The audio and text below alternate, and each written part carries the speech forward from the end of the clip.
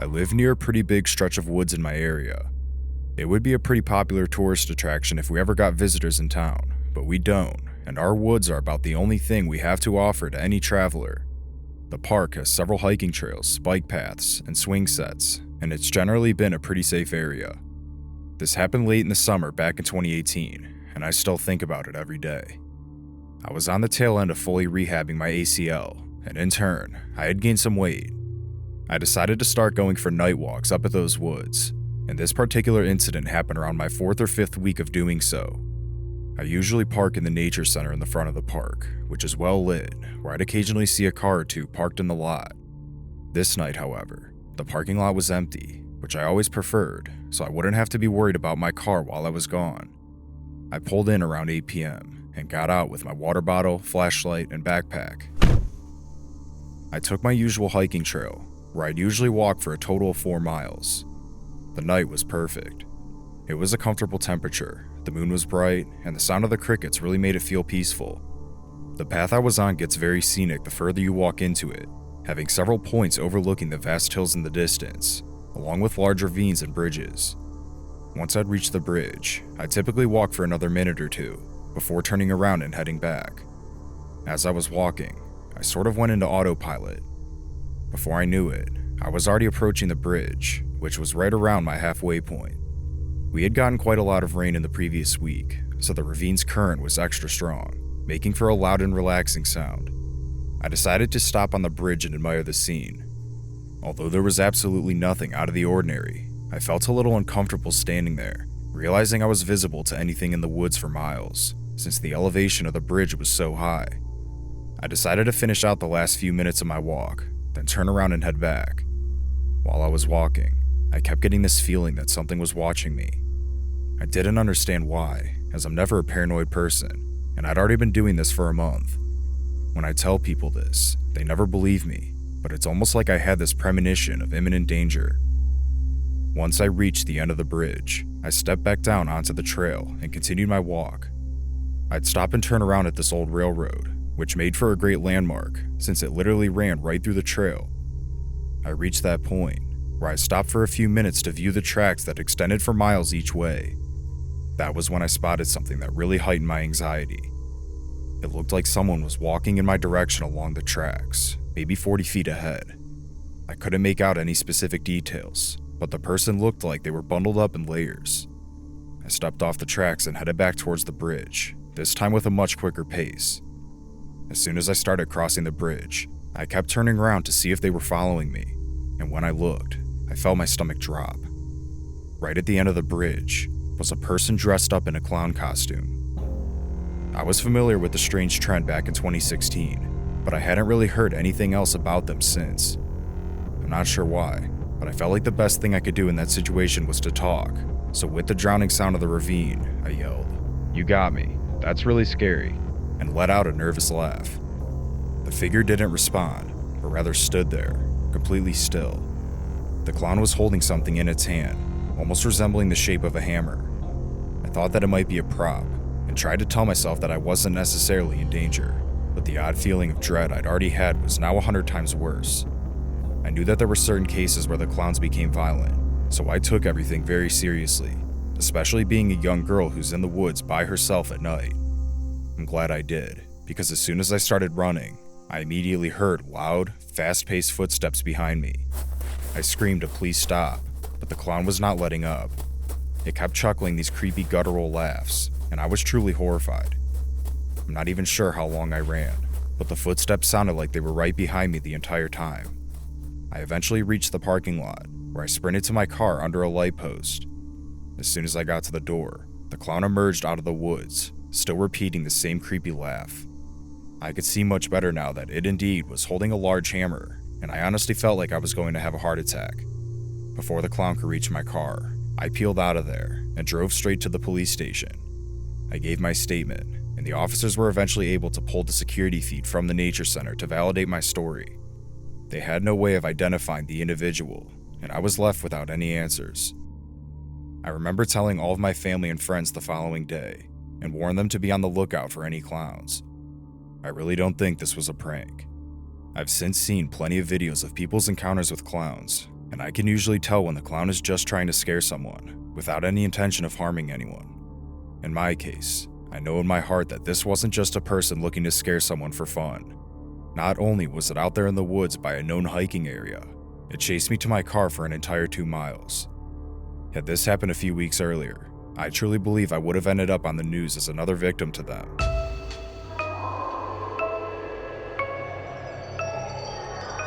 I live a very structured life. I'm an ophthalmologist, so my life mainly consists of eating, working, and sleeping. My wife owns a couple salons, so her work schedule can be pretty unpredictable. On this particular night, I was getting home later than usual. The operation was only supposed to last an hour, but after some complications, it ended up lasting over 2 hours long. I didn't get home until 7:30 that night, and I was beat. I hadn't talked to my wife all day and assumed she was already home, but as I pulled in the driveway, I noticed that her car wasn't there. I stayed in the car while I called her, just to make sure everything was okay.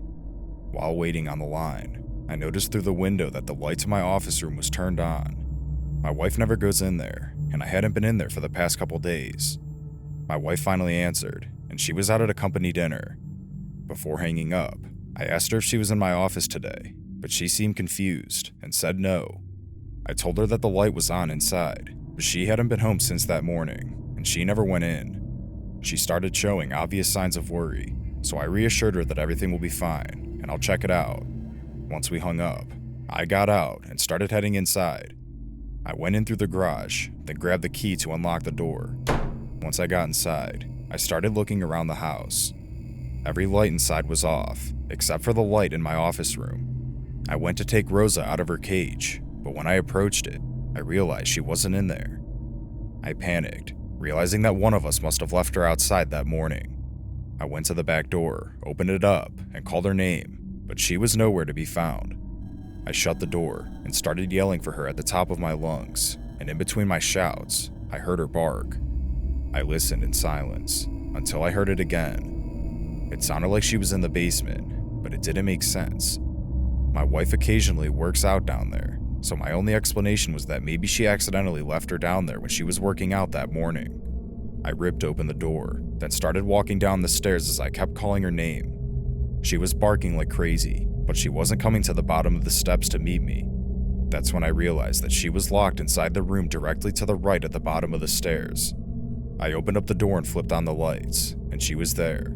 At this point, I was starting to think that my wife was losing it, until I turned around to walk back out of the room. I saw a dark figure bolt around the corner ahead. My adrenaline immediately kicked in, and out of instinct, I chased them through the dark basement.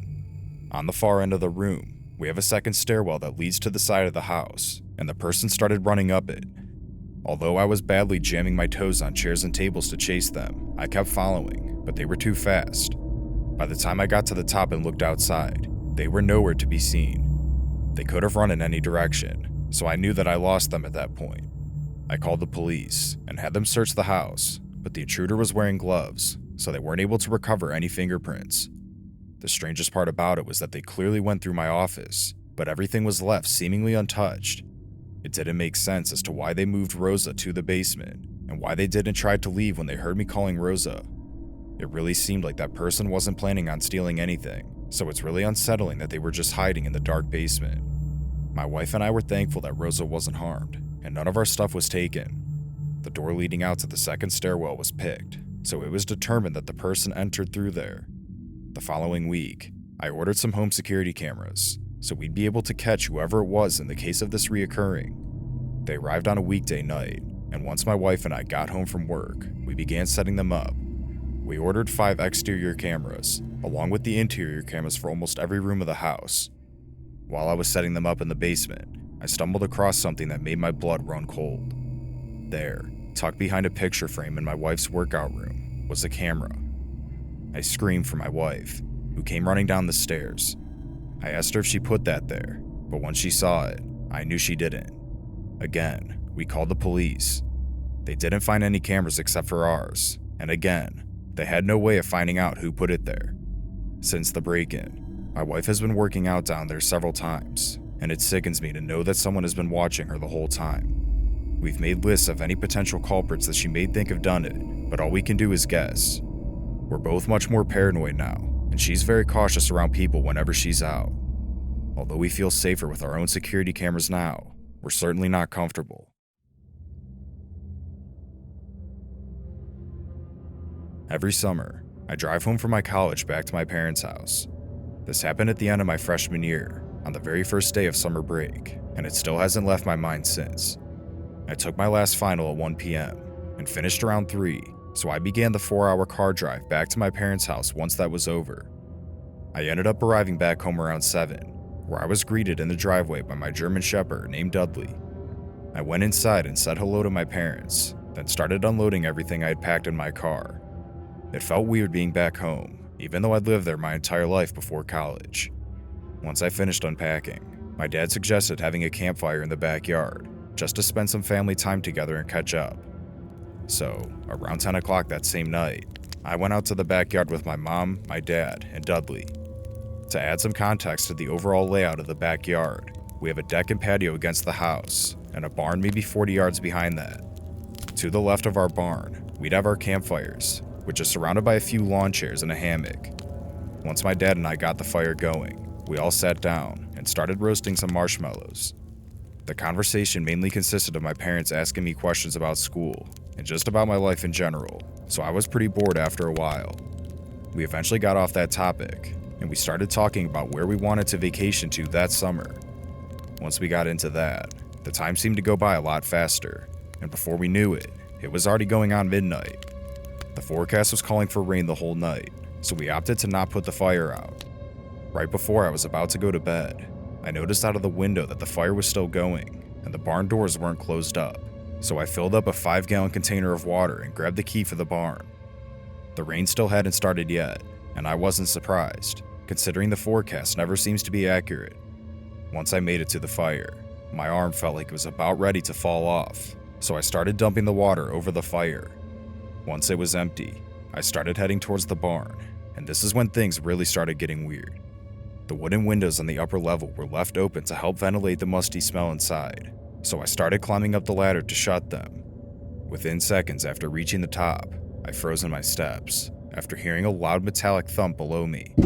I held my breath, trying to listen if I could hear it again, but everything was silent. I chalked it up to either a tool falling over or maybe an animal, since we've had problems with them getting in the past. I shut the 2 wooden windows, then slowly descended back down the ladder, looking around the dark room for whatever it was that made the noise. Although I couldn't see much, it looked like everything was in place, so I decided to step out and lock the door behind me. But once I closed the door and reached for the key in my shorts pocket, it wasn't there. I knew with certainty that I put it in my pocket, so it had to have fallen out while I was outside. I scanned the grass as I retraced my steps back to the campfire, but it was way too dark to see anything. We usually keep a flashlight in the barn, so I turned to walk back in, but as soon as I started walking up to the barn, I once again stopped dead in my tracks. The doors to the barn were slightly open, and I had fully shut them just seconds ago. I didn't even hear the doors open, so I started questioning if I was losing my mind. I replayed the last few minutes over in my head, and I knew with 100% certainty that I shut them. I started thinking that maybe my dad was messing with me to scare me, but he'd been in bed for over an hour by this point. I felt myself getting chills, and I immediately turned around and sprinted towards my house. Once I ran up the deck, I stepped in through the sliding glass door and locked it behind me, trying to peer out through the window. I couldn't see more than a few feet ahead of me, and there was no way I was going back out there alone. Knowing that something weird was definitely going on, I decided to wake up my dad. For the first minute, it didn't really seem like he was taking me very seriously, but after hearing the panic in my voice, he started to realize that it was serious. He grabbed his Glock that he keeps in the safe, and we both went out there together, this time with flashlights. The walk to the barn felt painfully long, and to be completely honest, I was terrified. By the time we reached the barn, the doors were still left in the same position, so I started hoping that whatever it was had left. My dad was the first to step in, as we each pointed our flashlights in every corner of the room. There were a few large objects blocking several of our viewpoints. Not long after entering, we cleared the first floor, and there was nobody in there. My dad led the way up the ladder, with his flashlight in his mouth and his gun in his hand. The top level was pretty empty, so before I even got up there, he told me it was clear. Relieved, I started climbing back down, but as soon as I reached the bottom, my dad said, "Hey, come check this out." Confused, I went back up, and once I reached the top, I could see that my dad was pointing his flashlight at a bucket that wasn't previously there. I got closer to get a better look, and what I saw was definitely not what I was expecting. The bucket was filled to the top with water balloons. We each laughed about it, and assumed it must have been some of the neighborhood kids messing around. We went back inside shortly after, and I honestly forgot about it. Well, that wasn't the end of it. About 2 weeks later, I went out to the barn to grab the lawnmower, since the grass hadn't been cut since I arrived home. As soon as I opened the barn door, I was immediately hit with an overwhelming stench of gasoline, and it didn't take me long to find the source. It was coming from the bucket with the water balloons in them. It looked like someone had dumped gasoline in the bucket, but I quickly realized that wasn't the case. Each water balloon was filled up with gas, and whoever was in our barn that night was definitely not any neighborhood kids. This was serious. Whether they were planning on throwing them in our campfire that night, or at the house and lighting a match, any outcome would have been horrific. I'm not sure why they never followed through with the plan, or maybe it was just a weird prank that was meant to scare us. My parents and I don't know anyone that would do that, and we don't have any enemies or problems with anyone.